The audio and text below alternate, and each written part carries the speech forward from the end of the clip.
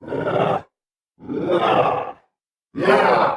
Baleful Gleam Amulet of Lost Souls dust danced lazily in the oblique sunbeams that filtered through the grimy window of the antique shop. Marcos, a young man eager for mysteries and forgotten relics, felt an inexplicable chill as he crossed the threshold. The air smelled of old wood, yellowed paper, and something else, something indefinably sinister. The old owner, a hunched man with sunken eyes that seemed to hold centuries of secrets, watched him silently from behind the counter cluttered with strange objects.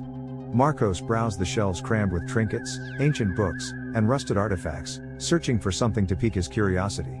That's when he saw it. In a dark corner, on a pedestal covered by a tattered cloth, rested an amulet.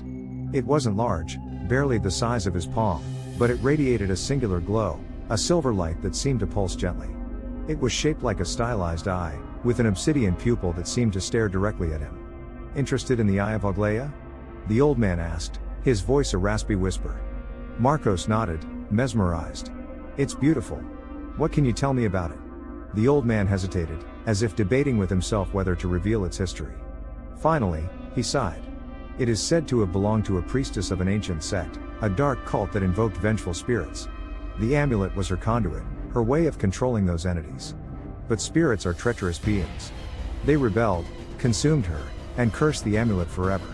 It brings bad luck, illness, and eventually, death to anyone who possesses it." Marcos, skeptical but fascinated, smiled. "Nonsense. It's just a legend. Don't buy it, young man. I'm warning you." But Marcos's curiosity was stronger than any warning. Ignoring the old man's advice, he bought the amulet for a paltry sum. As he left the shop, he felt a strange sensation, as if something invisible was watching him from the shadows. The first few days were normal. Marcos wore the amulet around his neck, enjoying its unique beauty. But soon, small incidents began to occur. Inexplicable stumbles, objects falling for no reason, the constant feeling of being watched. One night, while sleeping, he had a vivid nightmare. He was in a dark temple, surrounded by hooded figures chanting in a strange language. In the center, a woman tied to an altar screamed in pain as she was sacrificed.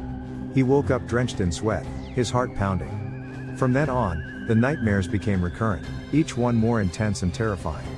During the day, he began to have fleeting visions, pale faces watching him from the corners of his eyes, shadows moving without a source of light. The amulet seemed to shine more intensely, as if feeding on his fear. Marcos began to feel paranoid, isolated. His friends and family noticed his change in behavior, his growing nervousness, and his vacant stare.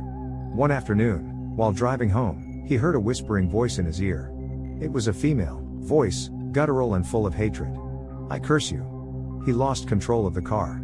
He woke up in the hospital, with multiple fractures and a concussion. The amulet had disappeared. While recovering, he tried to convince himself that it had all been a figment of his imagination, a series of unfortunate coincidences. But deep down, he knew that the curse of the amulet was real. After being discharged, he returned to the antique shop, desperate to find a solution. But the shop was closed, and a sign on the door announced that the old man had passed away suddenly. Marcos felt a chill even more intense than the one he had felt the first time he entered the shop. Now he was alone, facing the curse without any help. One night, while sleeping, the nightmare returned. But this time, it was different. He was not a spectator, but the victim. He was tied to the altar, surrounded by the hooded figures. The priestess approached him, with the amulet in her hand. "Now you are part of us," she whispered. Marcos woke up screaming, feeling a sharp pain in his chest. He looked in the mirror and saw something that horrified him. The amulet, or a perfect replica, was embedded in his skin, right above his heart. He tried to tear it off, but it was useless. The amulet was fused with his flesh, part of him. The pain was unbearable. From that moment on, his life became a living hell. The visions became constant, the whispers incessant. The vengeful specters of the ancient cult tormented him day and night, claiming his soul.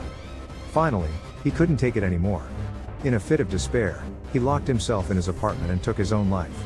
The police found his body days later. The amulet, now stained with blood, shone with an even more intense light. The case was filed as suicide, an inexplicable tragedy. But for those who knew the legend of the Eye of Aglaia, the truth was much darker and more terrifying. It is said that the amulet was sold again, to an eccentric collector who lives in an isolated mansion in the mountains. The curse continues, waiting for its next victim.